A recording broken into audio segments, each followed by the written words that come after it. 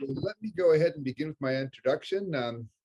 I'm Stephen Pfeiffer. I'm a William Perry Fellow here at Stanford Center for International Security and Cooperation. And I'm hosting today's session of the European Security Initiative Speaker Series. We are now getting close to the end of week 12 of Russia's unprovoked and justified war against Ukraine. And I believe it's fair to say that this war has not gone as the Kremlin planned it. The Russian army has had to withdraw from around Kyiv. It had to withdraw from Chernihiv in the north of Ukraine. And in the last several days, it appears to be withdrawing from Kharkiv, Ukraine's second largest city, just 25 miles from the Russian border. And the Russian advance towards Odessa on the Black Sea stalled 2 months ago.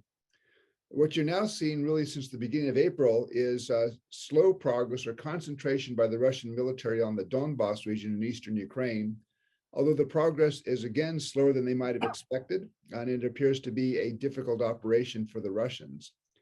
And in Washington, increasingly you hear talk of this settling into perhaps a war of attrition between the sides.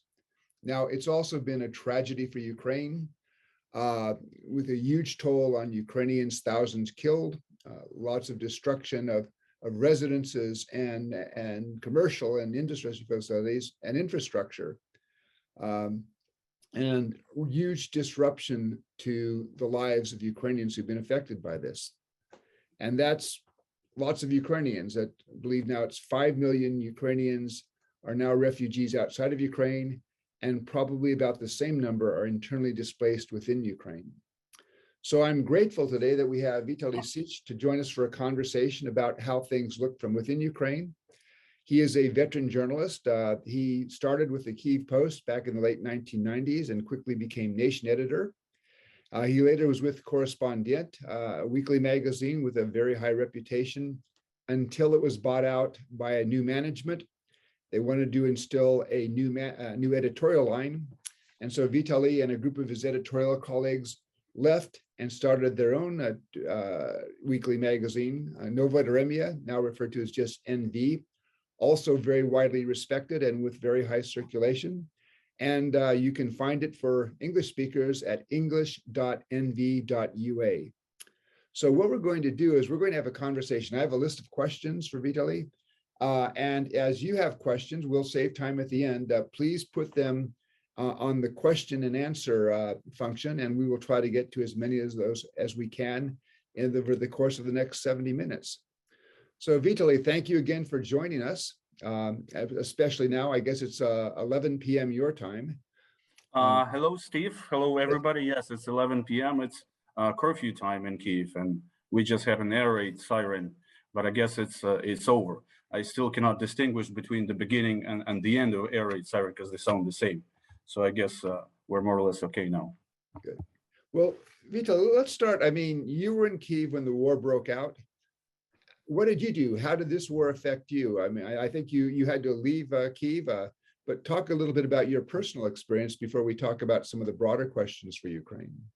Well, I didn't really believe that the Russians were going to start the war. I mean, we observed the troops, of course, 200,000 troops for a month or something, but I personally thought it was a geopolitical bluff. I mean, there's no way in 2022 a country may invade another country in the center of Europe. So we, of course, heard a lot of speculation that the family should be evacuated, my wife or something, but we actually stayed because I didn't really believe 100%. So my wife woke me up at 5 a.m. on February 24th because the house was shaking, and I have a 20-story, I have an apartment on the 20th story in Obolon, that's northern Kyiv. You just could come up to window and see columns of black smoke. So it was obvious that the Russians started the war. It was basically missile strikes, and we just hastily packed our children. I have twins who are 8-year-old, and we were trying to get out of Kyiv. Because you probably heard that, well, we heard that the Russians compiled the list of people who would be loyal to them if in case of occupation, or who would be not loyal to them during occupation. And obviously, I should be somewhere on the second list because we've been quite critical, quite anti-Kremlin. And even the last cover of our magazine was Kremlin's Met House, where 3 people were on the cover, Lenin, Stalin, and Putin. So it was obvious that we need to get out of the city. And we just couldn't, because all the ways out of the city were blocked. So for 6 hours, we couldn't get out. The way to Zhytomyr, that's the way west of Kyiv, was like completely stalled, and south as west. But eventually, we got out of the city. We picked up my mother and then drove west to Lviv, to the border. And it took me about 3 days, almost no eating, no sleep. We got to Slovak border, where my wife, my twins, and my mother crossed the border to Slovakia, and then I got back to Lviv. Then they moved to Ireland, to Dublin, because that's where my sister lives, in Dublin. So they're still in Dublin. And now we're discussing the ways to return. Maybe they will come back soon. So I couldn't come back to Kyiv because it was a little too dangerous by then. And I stayed in Lviv. We moved part of our studio equipment to Lviv. We have a talk radio. We don't only have a site, weekly magazine, and talk radio.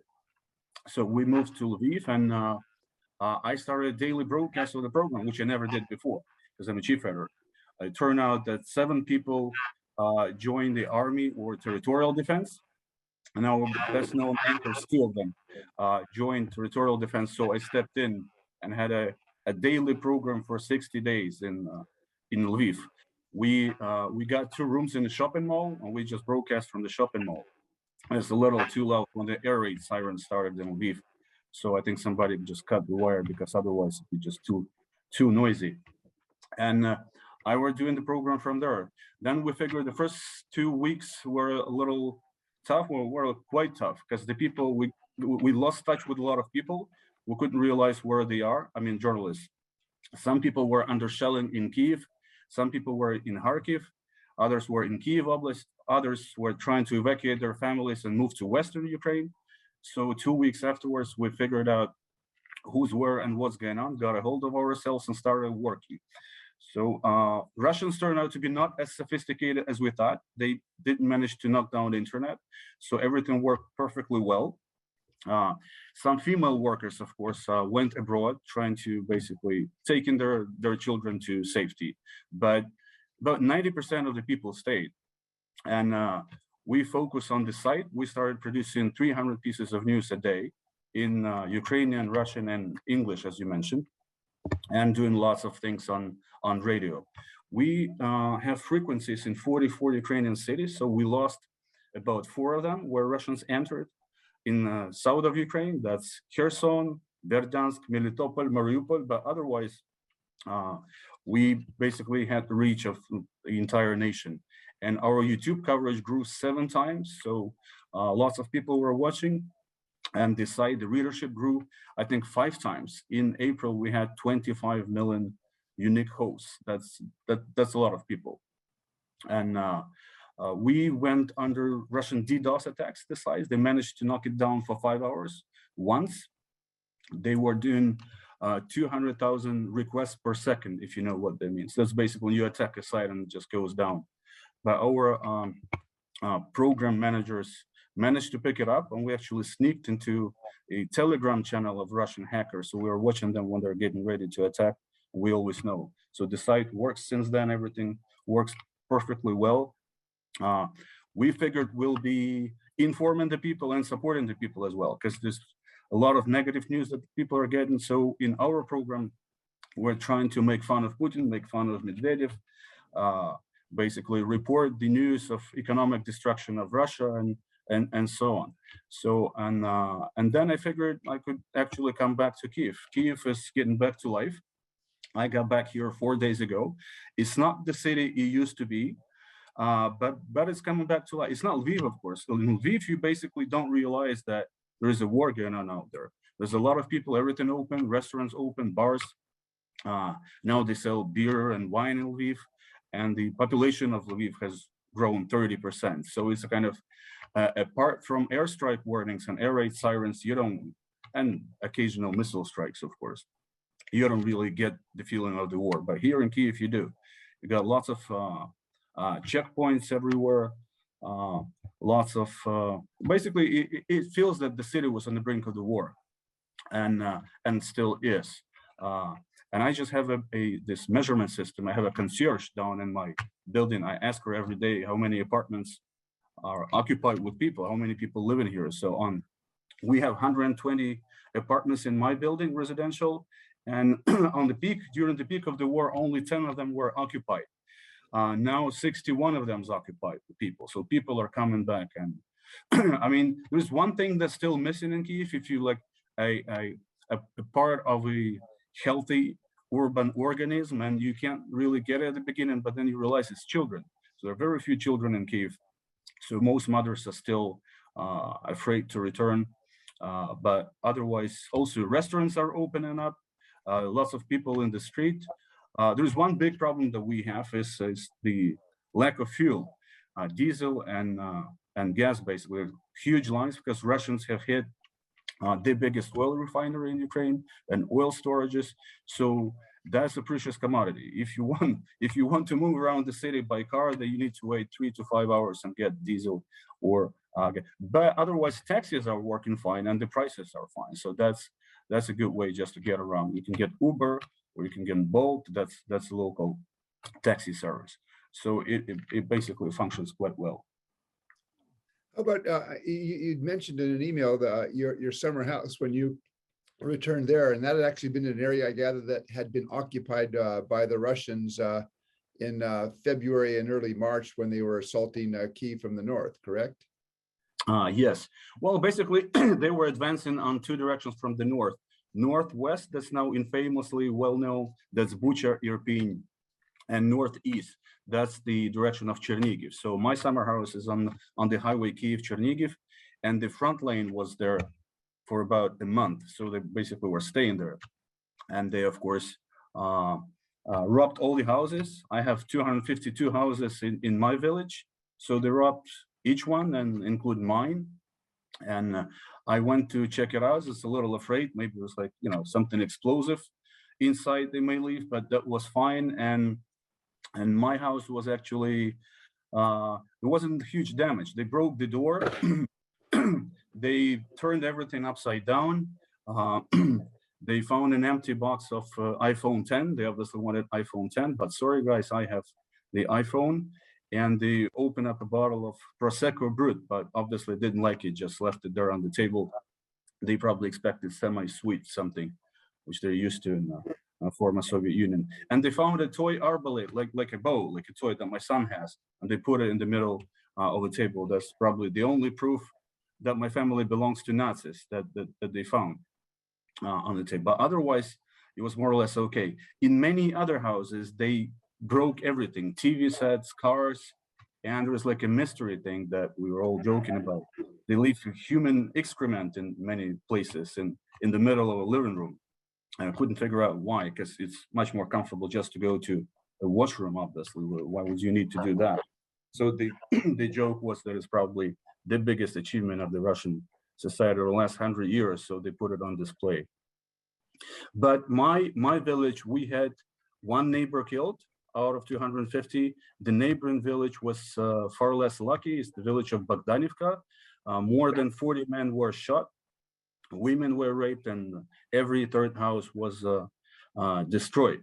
So by personal accounts of my neighbors, I spoke to them as it was basically Russians from the Far East, and as they called them, deer hunters, as well as basically people from Buryatia or something, and the Chechens. So it was like a mix of people, and they stayed there for a month or more than a month, and then they had rotation. So the new people come, they also want to rob the houses, and so on.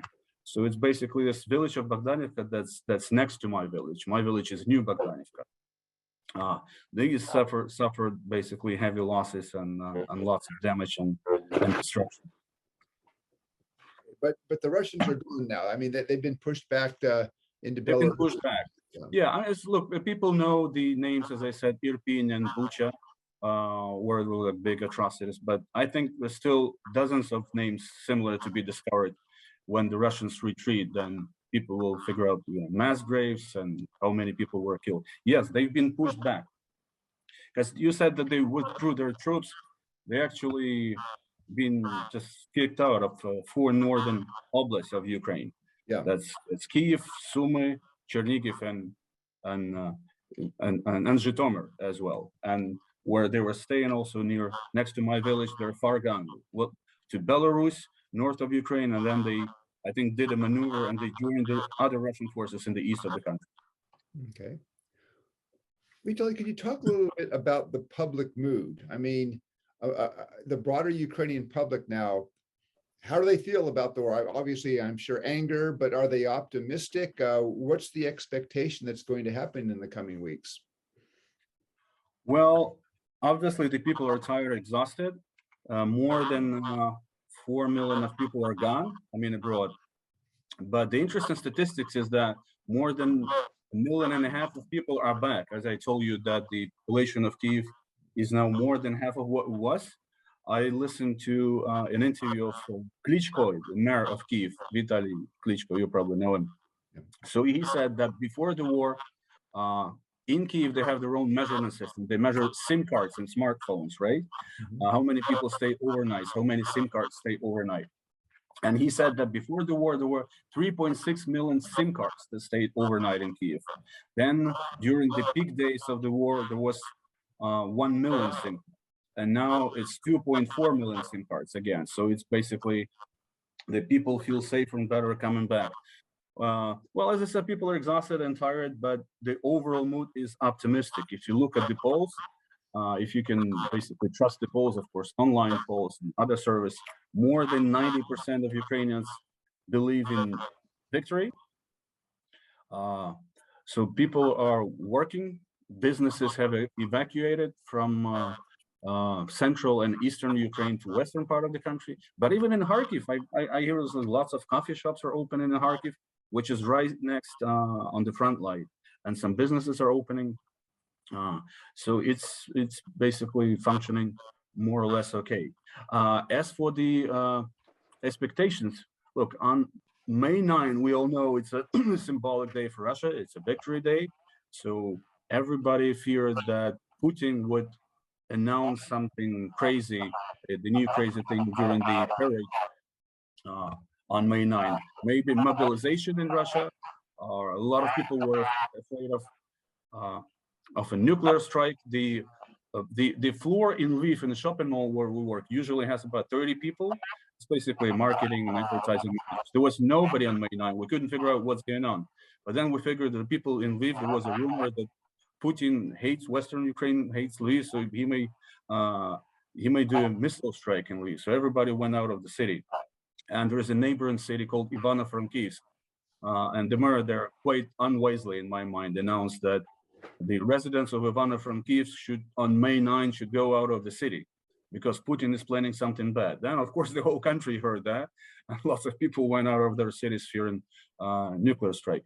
But luckily, nothing happened, and Putin didn't announce mobilization. So just the war is continuing. Unfortunately, people are getting used to to the war. As I told you, we have air raid siren in Kyiv probably twice or 3 times a day, and in Lviv as well. Lviv seems to be even more dangerous place now than Kyiv because there's more missile strikes in Lviv. Russians trying to disrupt railway and heavy weaponry supplies and so on, and just and hitting Lviv. The good thing about this apartment in Kyiv is that the air raid siren is 3 times not as loud as in Lviv, and we just couldn't sleep in most nights. It was so loud. So here it's a little quieter. Let me ask the next question, which would be President Zelensky. How do Ukrainians see his performance? I mean, he's really, I think, achieved something of a heroic status in the West. How would you assess his performance, and did you expect that? Well, I didn't. I think you're right. I think it is a heroic performance, and if the U.S. and British intelligence tell you to evacuate, then you probably should. As my co-host, a colleague of mine, told me on radio, then he will trust U.S. intelligence till the end of his life, meaning that the Americans warned us all the way that the Russians are planning to invade. So if the U.S. tell you that you're basically in extreme danger and you should evacuate, a lot of people would, and he didn't. And he obviously was in physical danger, and as well as his family, but he stayed and he's doing a great job. He delegated the army management to professionals, and we see they're doing a great job as well. And he stays in Kyiv all the time. And then if you look at the just amount of parliamentary addresses and speeches that he's done over the last 2 months, it's amazing. And he's got good speechwriters. I don't know who they are, but they always find something new to address: the Parliament of Israel, Parliament of the United States, in Germany, something new points and historical parallels. And it's actually even physically, an exhausting work, but he's been holding on quite well. I wasn't a big fan of Zelensky before the war, I have to admit. I didn't vote for him. And we criticize him quite often on the covers and sarcastic covers of Zelensky, and he sometimes was taking this criticism a little too personal. I thought they did quite well the first 6 months when he came to office, but then the reforms kind of stalled. Nothing major came out of it except for construction. They've done a great job in construction of roads and highways across the country, but otherwise not much happened over the last year or even more before the war. But now that the war started, as I say, he's done great performance, and I hope they can keep up those commitments and that performance after the war, because you need to rebuild the country, you need to do reforms. We now have finally a prospect of EU accession. Hope it's realistic, and hope we'll have a roadmap and lots of points to fulfill that you need to do. As I said, we have this program every day, and sometimes we even talk not only about the war, about economic destruction of Russia and so on, but also talk about the people who are trying to hide behind the war and do some nasty things, like, for example, kick out foreigners from supervisory boards and boards of directors of state companies, which we know they've long wanted at some people in parliament in Ukraine, to get a hold of financial flows, basically claiming that the foreigners are too expensive on supervisory and executive boards, and get rid of it. So we follow the thing. Luckily, Ukraine has free media, civil society, so I'm sure there'll be pressure on the government, on Zelensky, on parliament to keep modernizing the country, fight corruption, do rule of law, and lots of other things that need to be done. But generally, I think Zelensky and his team, his communications team, you may have heard Mikhailo Podolyak and Reznikov, the defense minister, and the foreign affairs minister, Kuleba, they've done a great job. I mean, trying to drum up diplomatic support for Ukraine, talking to public here domestically, talking to lots of audience in different countries in Europe and in the United States, getting support for supplies of weapons. So I don't think there's anybody who could do better. Let me ask another question on politics. I had the chance to make a very brief visit to Kyiv on the 30th and 31st of January. So about 3 weeks before the Right before the war. Yeah, 3 weeks before.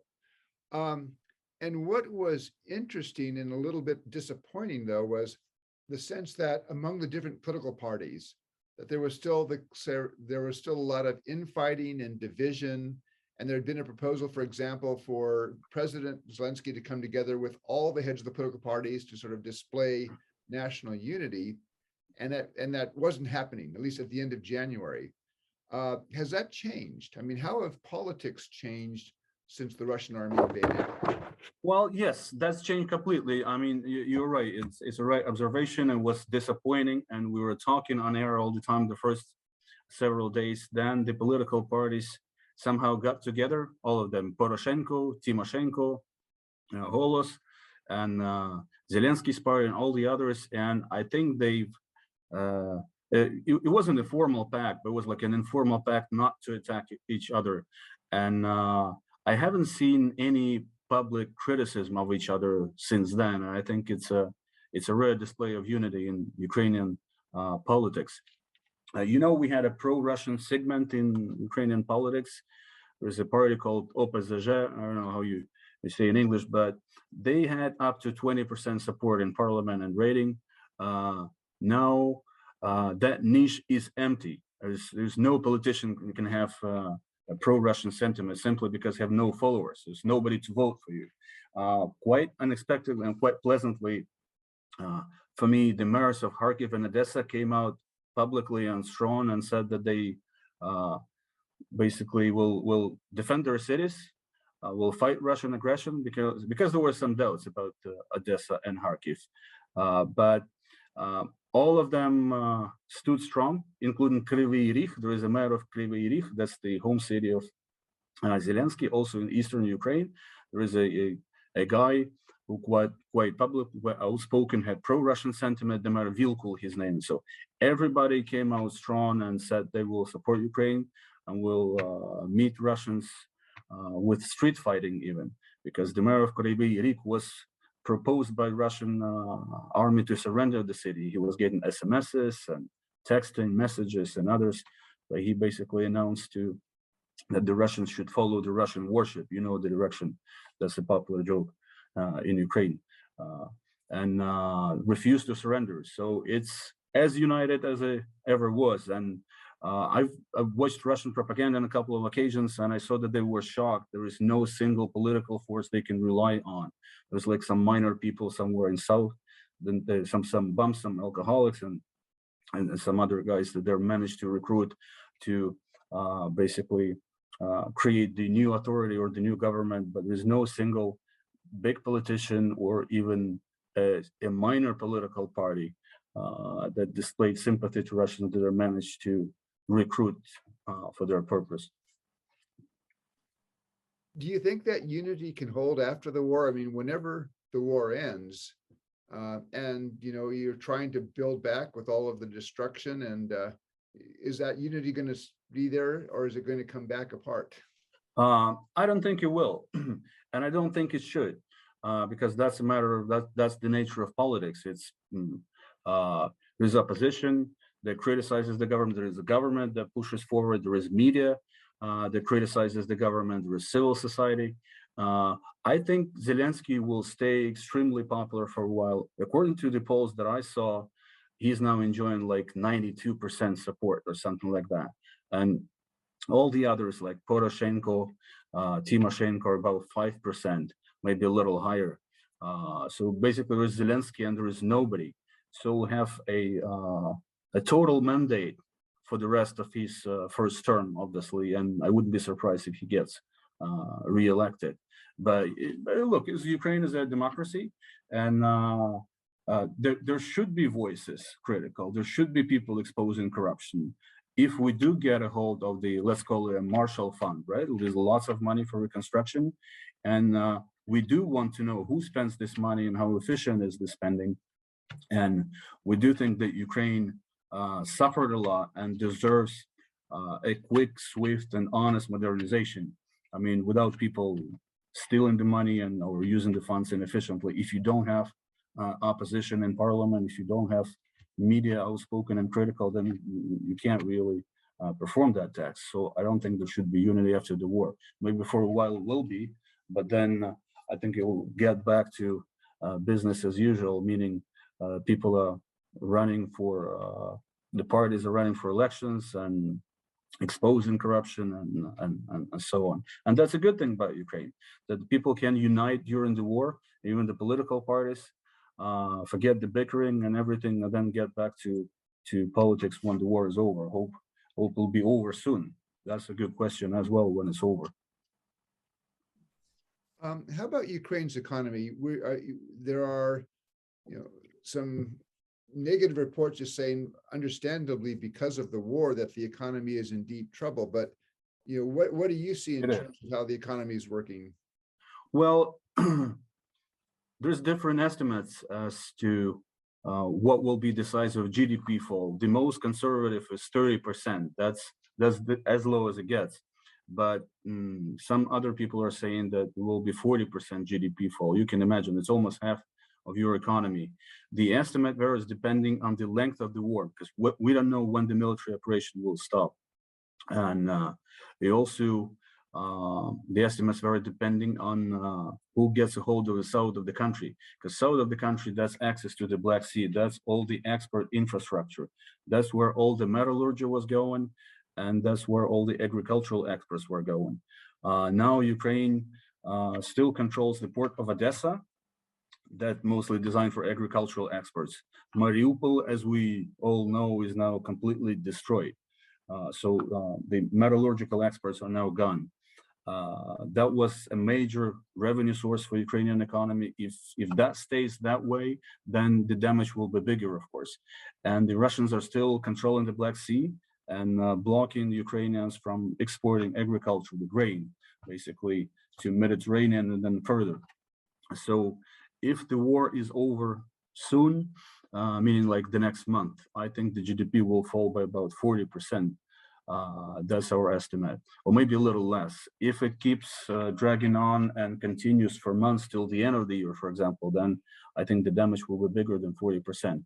As for economy, like visually, in Kyiv, for example, all the gas stations work, all the restaurants and shops work now. Some shopping malls don't work. People in the offices, lots of people are working remotely. We have few people in the office of Kyiv, but we know that but the nature of our business is internet. So you can work remotely by internet. So most people are working from Western Ukraine, and even those people who basically evacuated abroad to Vienna, for example, to Austria with children. They're also doing interviews from there, doing stories. So most of the things function here. But in Kharkiv, for example, and in Eastern Ukraine, of course, lots of businesses just moved out to West and are trying to save themselves. For example, our business is heavily relying on advertising.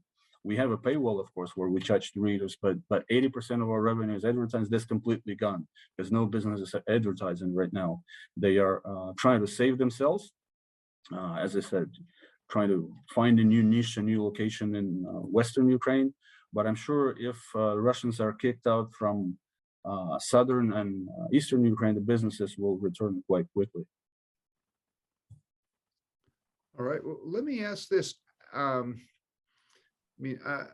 It was no surprise to me, although I think it was a big surprise to the Russians that Ukrainians would fight. But where I have been surprised is how effective that Ukraine has been in defending itself. Again, forcing the Russians to retreat from cities such as Kyiv and Kharkiv and not even letting them get close to Odessa.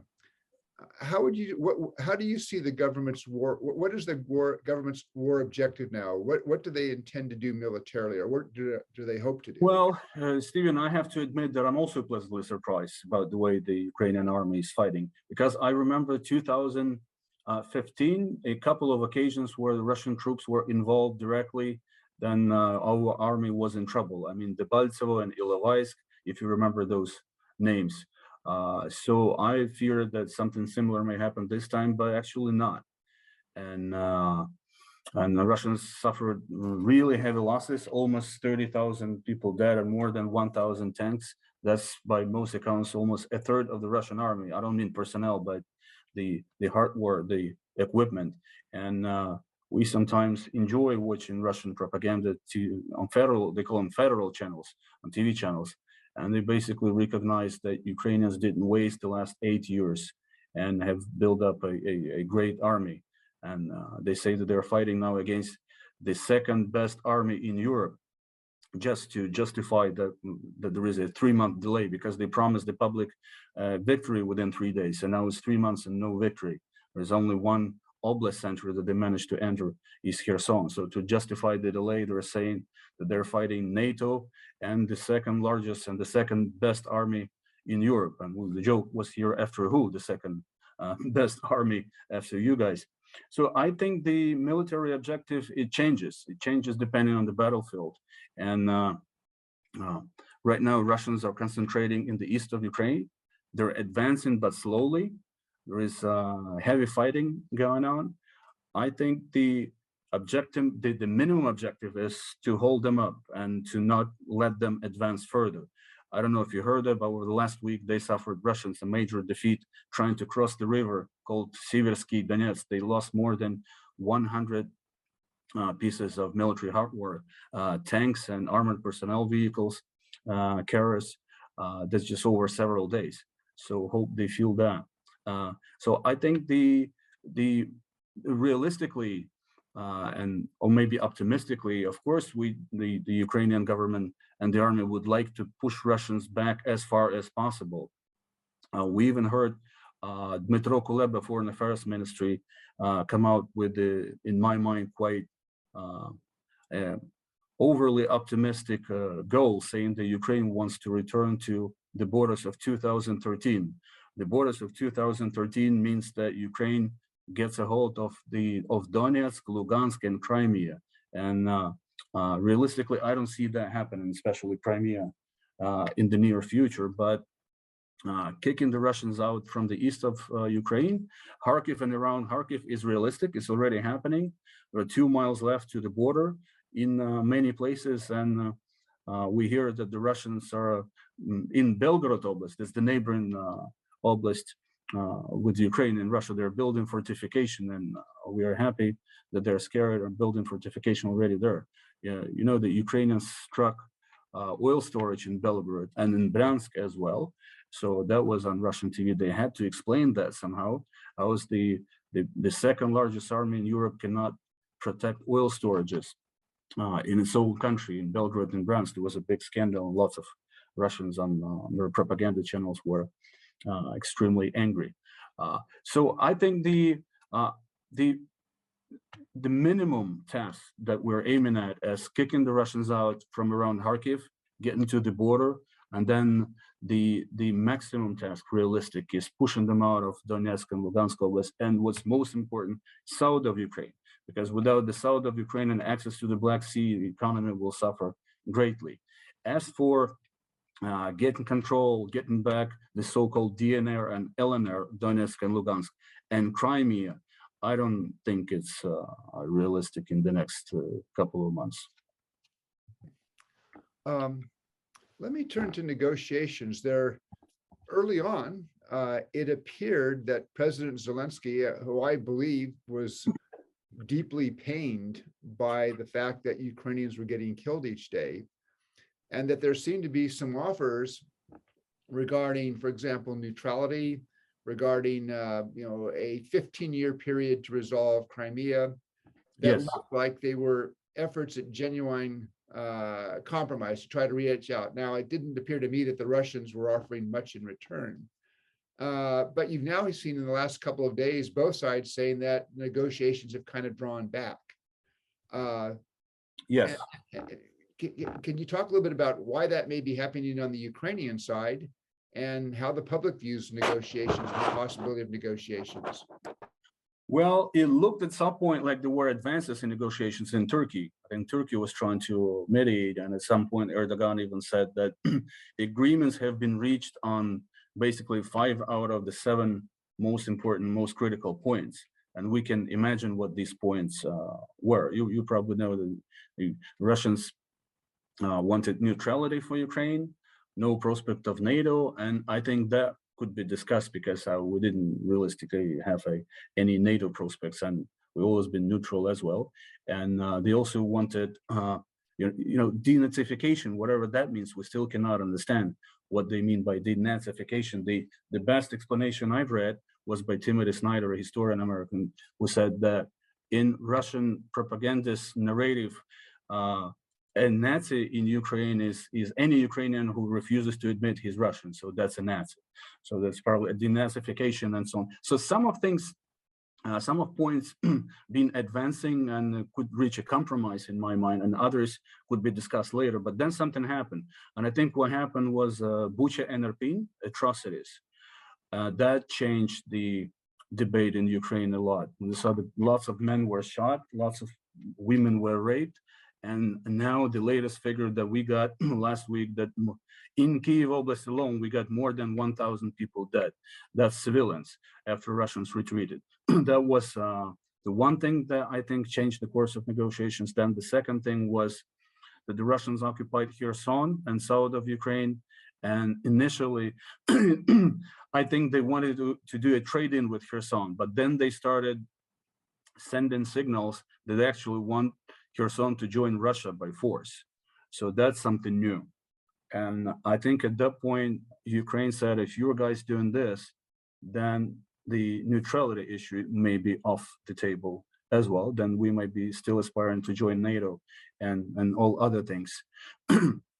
As for the public view, of course, the public is hopeful that any negotiation can be fruitful and the compromise can be reached. There is an easy metric system on our side. You can just see the number of views, so you can see what news is most popular.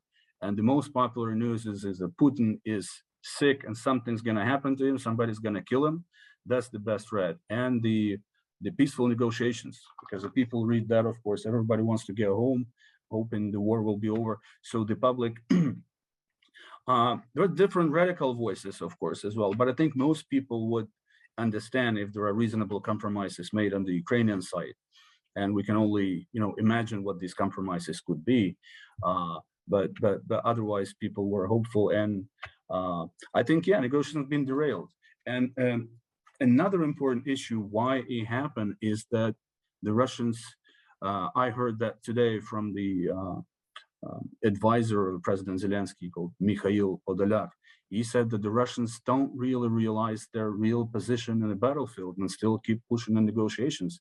They behave as if they have an upper hand and they're advancing aggressively. So they still keep demanding things. The moment they realize they can no longer advance militarily on the battlefield, I think they'll sit down for real talks and then negotiate and try to broker out a compromise. As long as Putin believes that he can still advance militarily, I think he's imitating negotiations, and that's what's still happening. I hope he gets the real information from the battlefield, because we know he often doesn't get the real information from the battlefield. He thought before there was lots of Nazis here, that the Ukrainian army would be fighting for 3 days only, or maybe even 4 hours. And then he was shocked and that by the scale of resistance and by the professional level of Ukrainian army. And then we hear now often that he personally supervises some battles and the army in the East. That's also good news, because he has no military experience. So we'd like him to continue doing that. We also heard that he personally supervised this particular operation where they lost more than 100 vehicles in the east of Ukraine. So the bottom line is, as long as he thinks he can advance militarily, he's imitating negotiations and trying to put forward new conditions and behaving like he has an upper hand. The moment he realizes that it's over, he's stalled, then I think they'll sit down for negotiations. They've also created, they're also basically victims of their own propaganda. They've created a huge public demand for victories. And now they have no way out. Now they have basically nothing to offer their public on TV on May 9 and after May 9, because there are almost no military achievements. And he'd better be thinking about face-saving operation, which is a even more difficult one than the military operation. And now we know that the heavy weaponry is coming.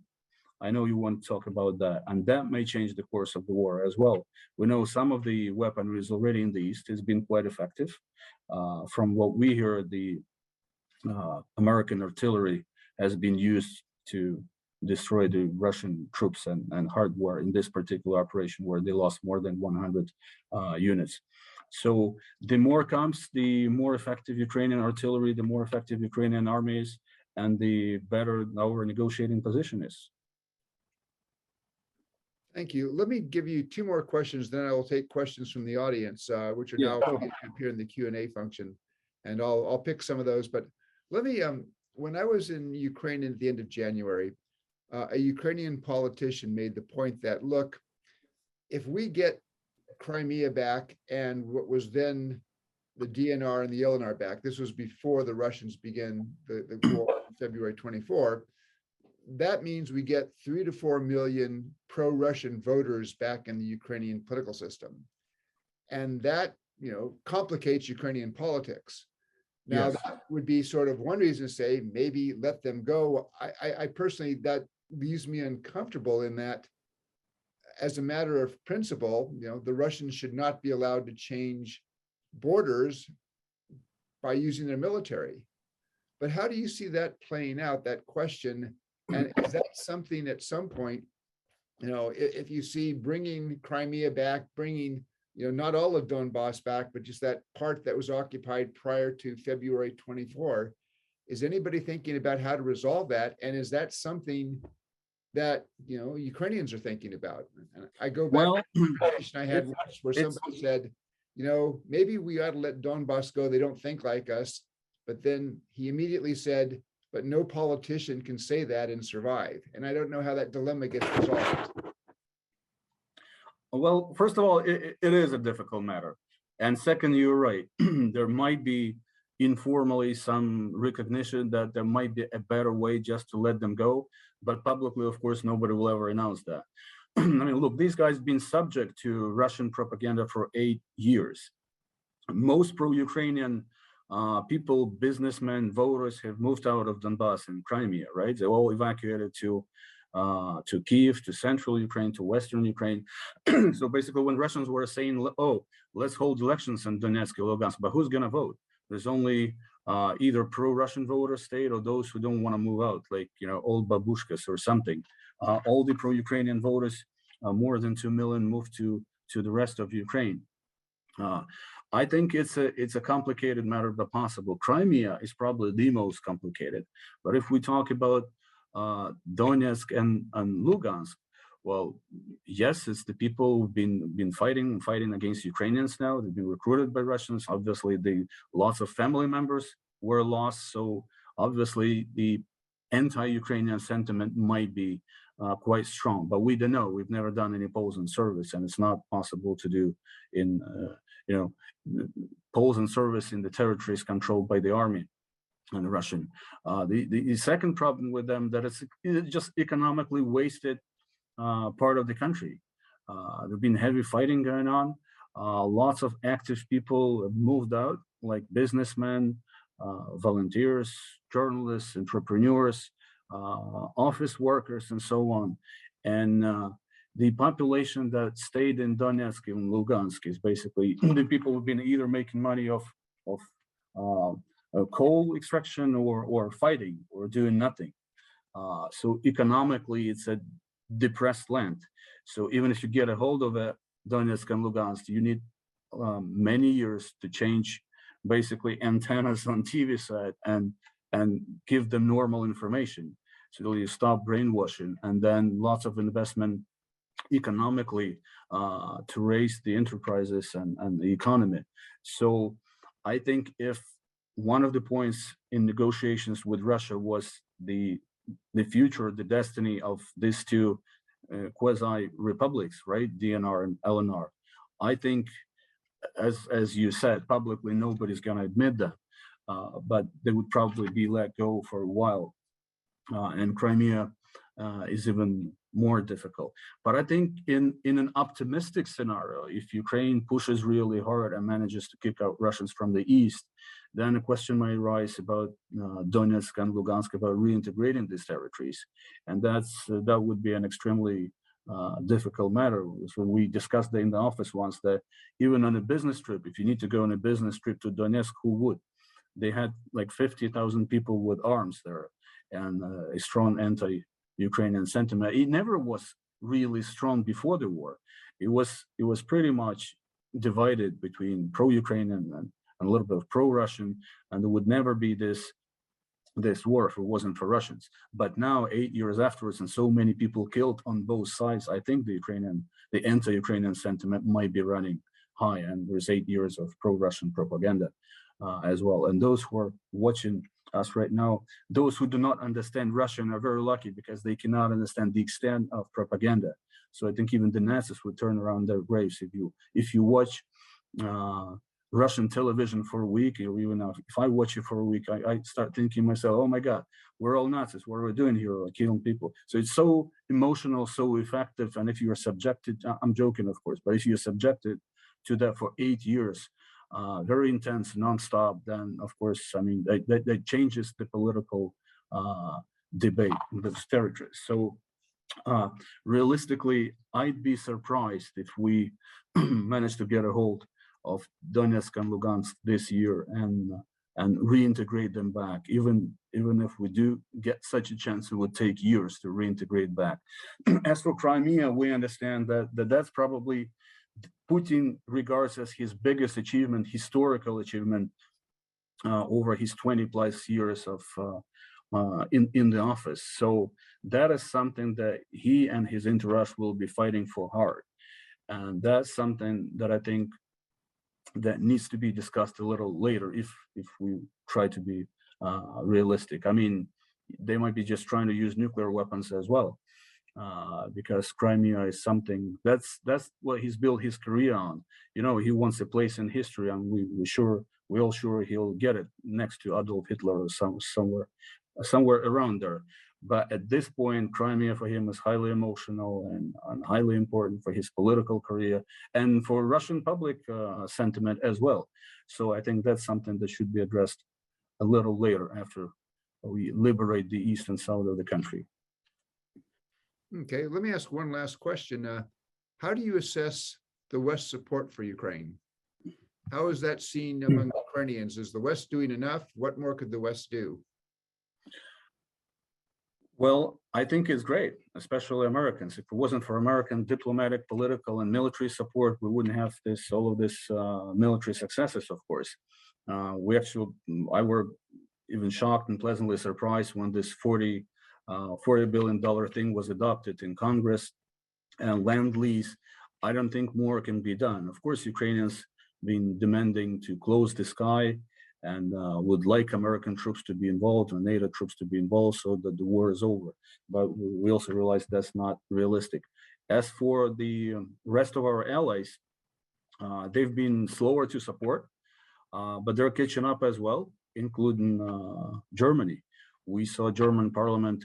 Well, there was a lot of resentment in Ukraine towards two countries, Hungary and Germany. Somehow Germany appeared in line with Hungary. You know, there's Viktor Orban, the president of Hungary, who's been blocking oil embargo and blocking Ukraine's Euro-Atlantic aspirations. And somehow Olaf Scholz appeared to be in line with Orban. But then the public debate in Germany changed.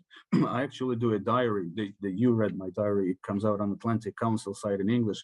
In Germany, it comes out on Die Zeit. It's a big newspaper. So I spoke to all the editors, the Germans, like about 10 people, and they all said that they were embarrassed by their government. And that they were ashamed that their government is trying to avoid a conflict with Putin so much that it's basically sending us, as the joke went here, 1,000 units of swingers instead of stingers, the Germans sent to Ukraine. But then there was quite a turnaround. There was a pressure for public in Germany, and I think now the Germans realized that all of their foreign policy over the next 10 to 20 years was probably a mistake. I mean, trying to build up this energy alliance with Russians, trying to lots of Germans who are sitting on supervisory boards and boards of directors in Russian state companies and getting money from them, and so on. So I think there's been quite a turnaround in Western Europe as well. Americans have been taking the lead. So I think the Western support is another thing that Putin miscalculated. One was Ukrainian army and the amount of public support that he will get here. They thought they'll be greeted with flowers. No, they're not, mostly with javelins. And the other thing that he miscalculated was the scale of Western support. And we're very happy to see that. As I said, if it wasn't for Western, especially American support, then I don't know where we would be. And as for Putin, I saw the results of a public survey in Ukraine here, and his anti-rating is close to 100, actually. And that's not a joke. I think it'll be over 100 soon. Okay. Well, let me take a question from the audience. You mentioned that some of your staff at NV have left to join the Territorial Defense. How widespread, I mean, does the Territorial Defense Force, are they getting all the people that they need? How has that turnout been? Well, there's a lot of people. Well, some people volunteer, join territorial defense. Others join the army directly. We have our financial reporter fighting next to Donetsk. He's sending us video all the time. They're sending mines to Russians, congratulating them on the victory day on May 9. Our IT reporters, there are our directors, there are our designers there, and our two anchors. Territorial defense is something slightly different. there is a basically different interpretations of what it is. People thought that territorial defense is when you defend your city and your street. And that was in the early days of war, it was that way. But then the law was amended, and now territorial defense troops can be sent to the front line. So if there is like no war, no fighting in Kyiv or in Lviv or in Zakarpattia, and they have territorial defense, all those guys are going to the east. And that makes it much more serious and much more dangerous for them. But yeah, in the first couple of days, lots of people joined the army, military, and territorial defense in Kyiv. I think these were about 20 to 30,000 people, and they made Kyiv look like a total fortress. I think that was one of the reasons why Russians were forced to retreat. You just couldn't enter the city anywhere.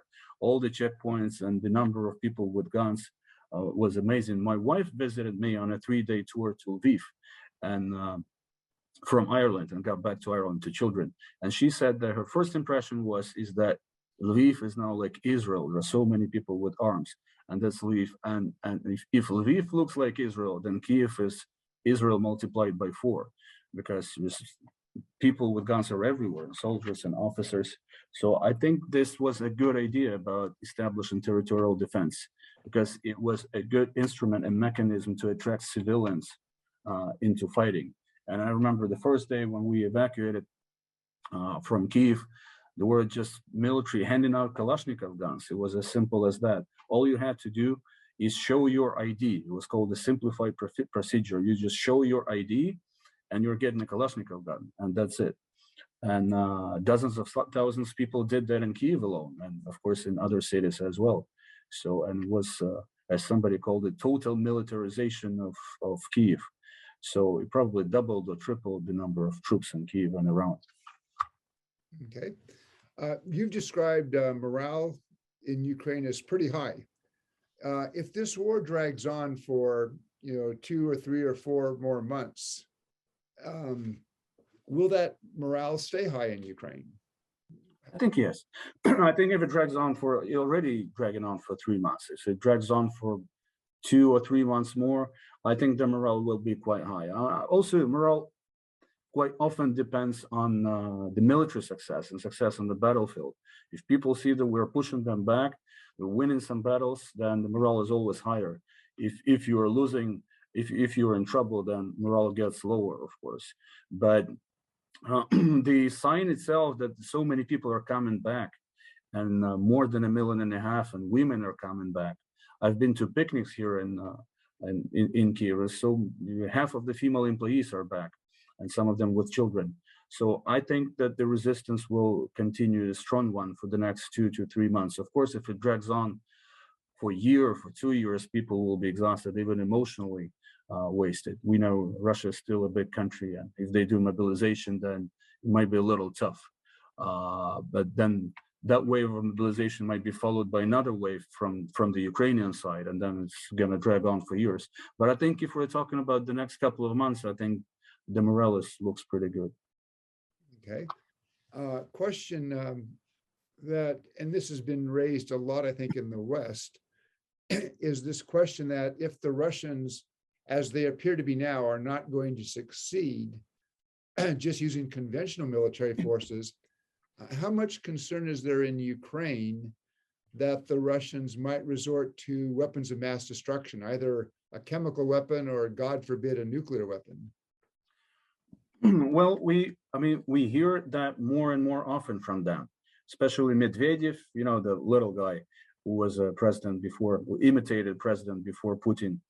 And Putin hasn't said that personally, but a lot of voices on Russian TV, propagandists and some officials like Medvedev, said they might resort to tactical nuclear weapons, right? Low range. We've heard that. That's worrying, of course, but not to an extent that the people are scared so much. As I said, on May 9, a lot of people in Lviv were under impression that there would be a nuclear strike, almost for sure. And all they did just went to rural areas outside of Lviv.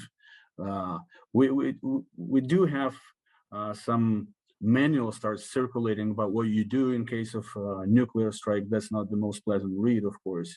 But generally, at this point, it looks like Russians, when they try to threaten with nuclear weapons, it looks like that's a recognition that they have no military successes and they have nothing else, pretty much. And we mostly don't buy that. We, to some extent, it's a good thing because it means that there's nothing else to threaten with.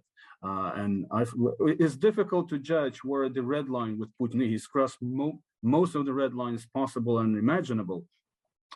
But I hope he won't cross this one, because with nuclear weapons, you need to understand that you get one in return if you strike somebody. And I saw that debate again. Sorry that I mentioned in the Russian TV channel, but it's quite good to measure the public sentiment and basically their ambitions and their plans. And I saw a debate on Russian television where one guy said that we will hit Ukraine and somebody else with nuclear weapons and we can destroy them and nobody's going to help them. And the other guy told him, look, I mean, this is crazy. You'll destroy a planet. You'll get one in return too.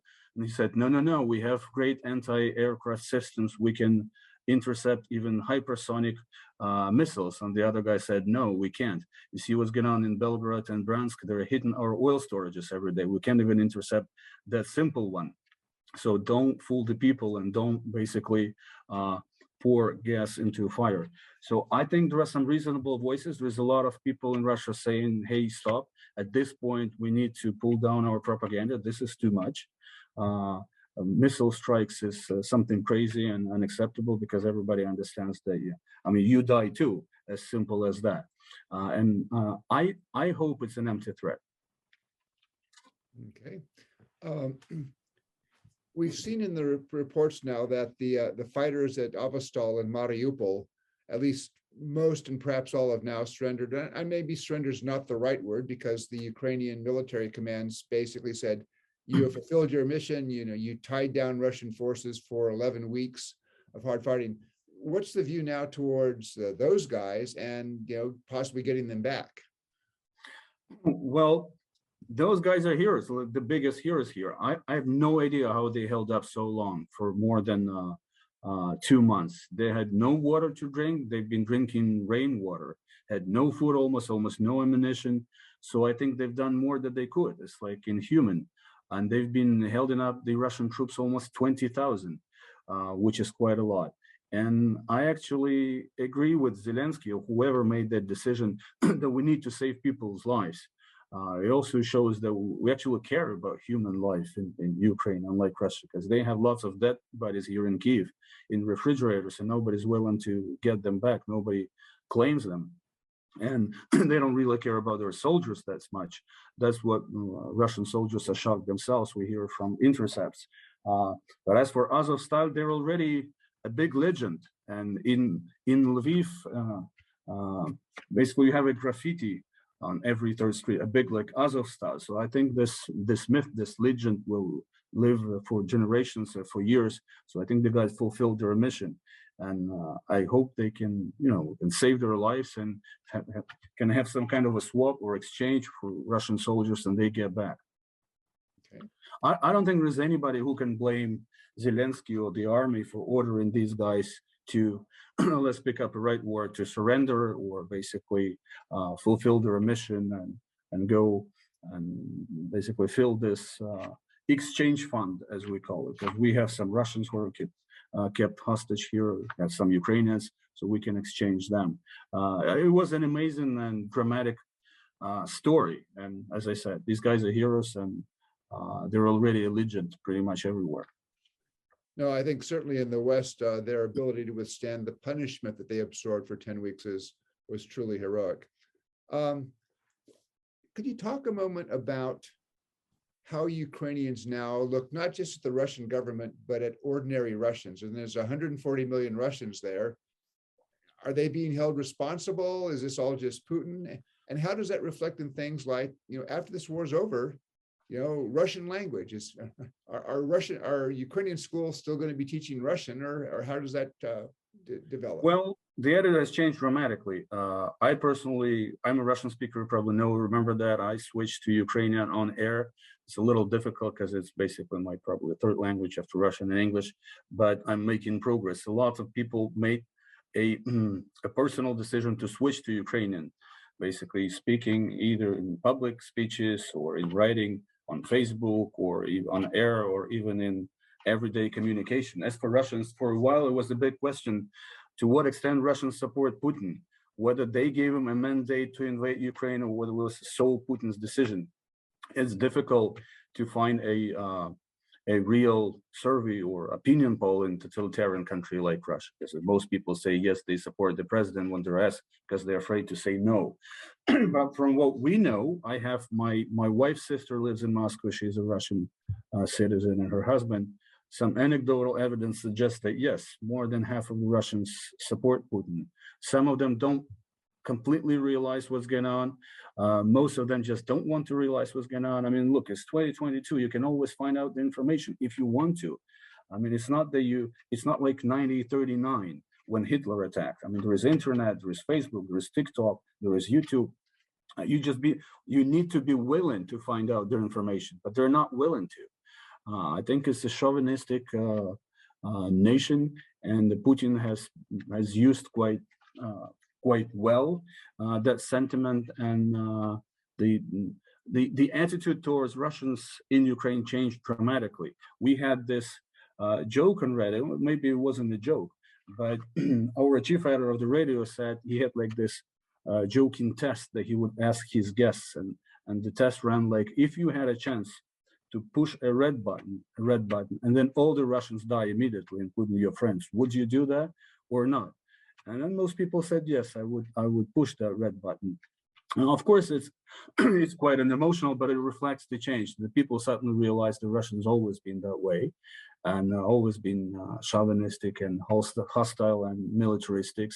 And what we see now is a continuation of the trend that wasn't outspoken, it wasn't public, but now it is. So I think the relations between Ukraine and Russia have been spoiled for generations. The Russian language and Russian culture will be canceled in Ukraine. Even the Russian writers like Lev Tolstoy or Dostoevsky or something. You probably remember, Steve, the metro station called Lva Tolstova and the Lva Tolstova Square. So it will be renamed. Nothing carrying the Russian name or a Soviet name will probably stay. So I think it's not only the Soviet culture, the Soviet name, but the Russian culture and the Russian language will be pretty much canceled in Ukraine. And one thing that the Russians and the Putin managed to achieve is, of course, to build a huge hostile nation right on the border. And that's Ukraine. Yeah, one of his many achievements. Let me combine two questions. I mean, you've been in media and journalism now for more than 25 years. Could you talk a little bit about the Russia propaganda messages, both how they play in Russia, as you see that, and how they play to the West? And then we saw this very interesting appearance by a retired Russian military colonel the night before last, where on Russia 1, he seemed to give a pretty honest assessment of just how bad the war was going. How do you interpret that? Well, the Russian narrative changes. Before the war, they've been coming up with explanations and justifications for an attack. And that was that there's lots of Nazis in Ukraine, that Ukraine never existed historically, and that Ukraine's been bombing Donetsk and Lugansk for 8 years. So now it deserves to be bombed back, which is not true, of course, because only 7 people were killed in Lugansk over the last year, and as many in Ukraine. Now the narrative changes that they're fighting against NATO, as I mentioned, and they're fighting against the second largest army in Europe, the second best army in Europe. They're trying to come up with explanations for why it's happening, why it's going on. Of course, there are no reports about the Russian losses in Russian media. We are following that for a while, and they admitted 3 losses, 3 people dead. Then they admitted 500 people dead, and then they admitted 1,500 people dead, and that was it. And then state-sponsored media leaked accidentally the report that more than 9,000 Russians were killed, and then there was a huge scandal because suddenly Russians realized they're suffering huge losses. They already lost more than the Soviet Union lost during 10 years of war in Afghanistan, and there was like no understanding, no recognition of that, because the myth of the strength of the Russian army is one of the largest national myths in the country. Those things, they just repeat the same things emotionally 20 times a day or so, 50 times a day. And if you hear that, if you're subjected to that, there's no way you can believe that these guys are all lying. This is state television. These are serious guys, are like 50, 60-year-old. And how can he be lying, nonstop all the time? But they are. And the rate is just changes a little bit. On Russian TV, on mainstream media, you probably wouldn't see a lot of criticism of the Russian army. I've seen a couple of accounts, a couple of cases where they admitted that the things are not going that well, that Ukrainians used the 8 years very effectively. They built up a great army, and there is no political force they can rely on. And they've lost the global support and so on. But those voices are basically quite rare. You can see big criticism on YouTube channels. That's something that's not controlled by Russian mainstream media. Then even that guy called Girkin, remember, one of the people who started the DNR and LNR fighting, he's been extremely outspoken and critical of the army, of the Russian army, and accusing Shoigu, the Russian defense minister, of massive theft and corruption. But basically, there was some disturbance and some worry finally in Russian public debate that the things are not going that well, that their army is actually not even nearly as good as they all thought. And then there's also a lot of talk about the sanctions and about how they're going to survive, how they're going to live through the sanctions. The Russian government's trying to play down the effect, but of course it will be a domino effect, a chain effect. We'll understand that in a couple of months, and we're anxious to see that, and we'll be happy to see the new news from the Russian economic destruction front. Okay, let me ask your perception. One of our audience members asked about the oligarchs, and what role have they played, and can Zelensky perhaps use this to constrain and reduce their influence? Yes, sure. Well, the new joke is there are no more oligarchs in Ukraine because they lost all of their wealth.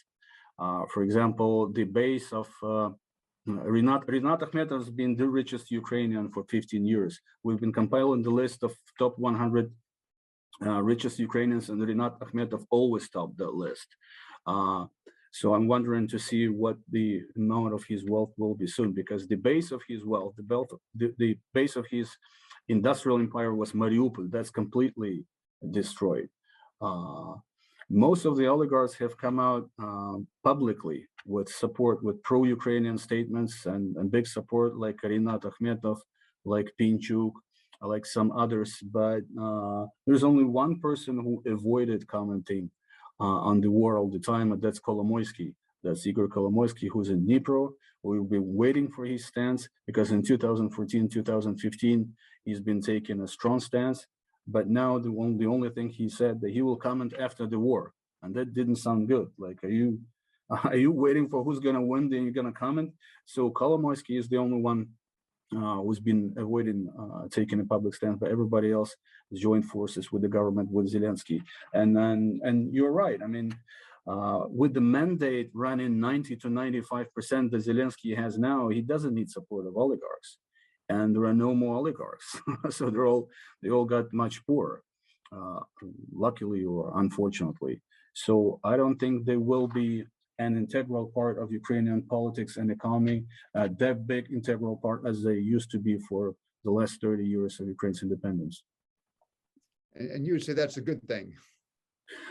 Well, it's a bad thing that the people are losing wealth and the businesses are losing enterprises, but it's a good thing that the oligarchs will no longer have that clout, because oligarchs have been one of the major obstacles in Ukraine's development. They controlled media, they controlled political factions in parliament, not completely, but to a large extent.